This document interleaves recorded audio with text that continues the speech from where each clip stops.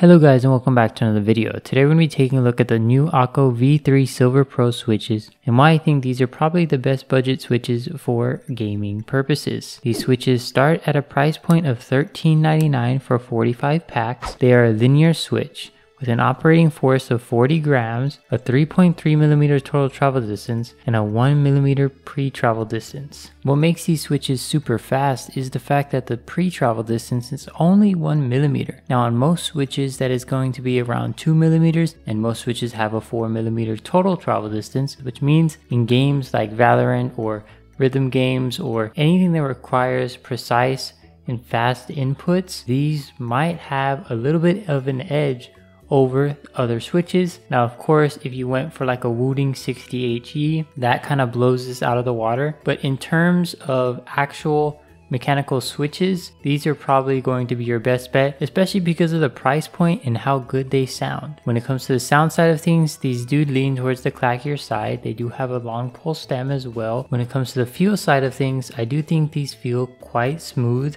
right out of the box. They do have lubed rails. They don't have a lube spring though, and you can sort of hear that. There's a slight ping to them, but it's nothing to the point where it's so bad that I definitely recommend you guys lube them, as I practically always use these stock and had a great time using them. Here's a quick sound test so you guys can hear how they sound.